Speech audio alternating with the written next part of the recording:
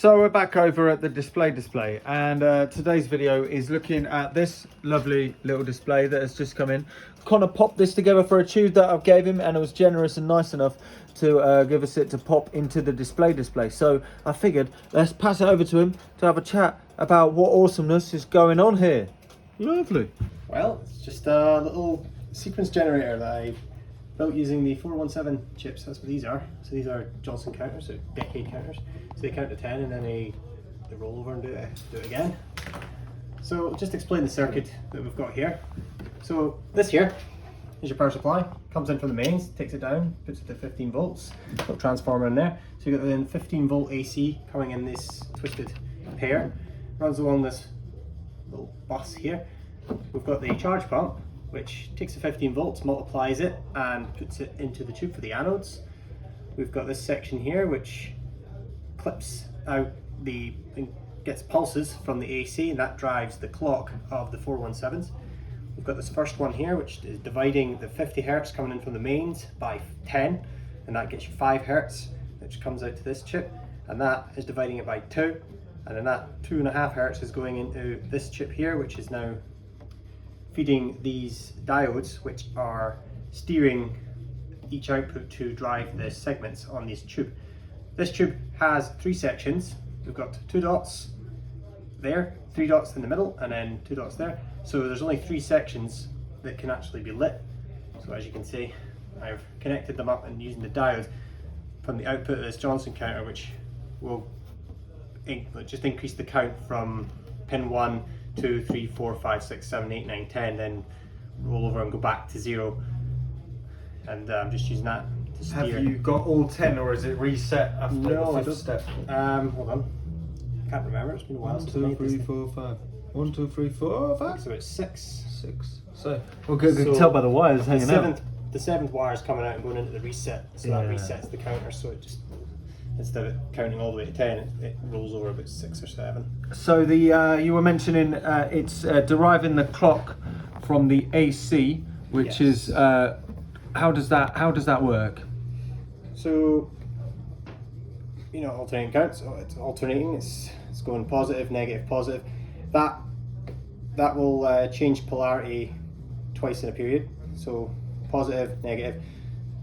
So what I'm doing is just getting the positive peaks using this arrangement here. So this is rectifying it half wave, and then we've got a Zener diode, which is basically it's acting like a threshold gate, which is wait until the voltage gets to a certain point and then it lets it through. So you're getting little pulses, and those pulses are going into the clock of the 417s. What voltage is the Zener diode? What, like 5 volts or something? 15 or something? Let's have a look. Yeah, have a peek. Oh no, is it something somewhere below 20 volts? It's 9 volts. 9 volts maybe.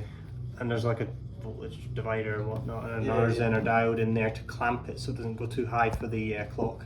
Yeah, that's awesome. So yeah, we're going to plop this in because it's a really good design. And how did you go about designing the circuit? Were you making it up as you went? Was it based on a breadboard project, or did you just decide to make it in the skeletal form from the start? I just chucked together some bits I'd lying around. This was on a whim. This was I'm bored. Oh yeah. And I just wanted to cram it all together. So I didn't have any breadboards in stock, so it just got made in a wireframe.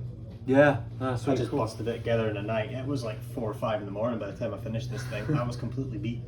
And did you have the 3D printed enclosure from prior, or did you make that for the project? I designed the 3D printer enclosure specifically for it. I just did it rough.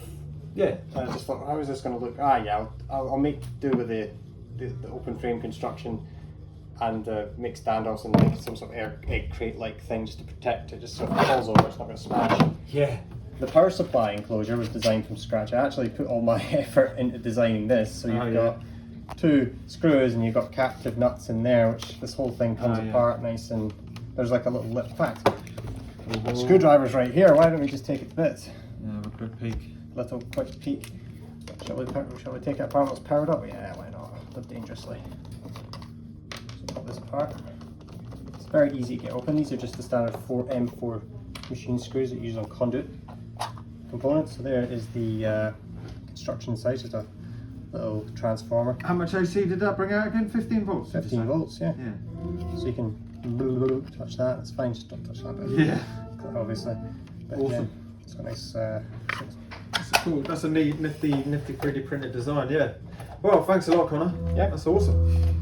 Cheers. And where can people find you if they want to see more information and things you've done before? I've got a YouTube channel, Delta Lambda. I just need to... Delta Lambda. Yes. And we'll write, the link is in the Change description. in wavelength. Yes, change in wavelength. So if you want to check out other projects that Connor's done, then check it out over there. Anyway, cheers.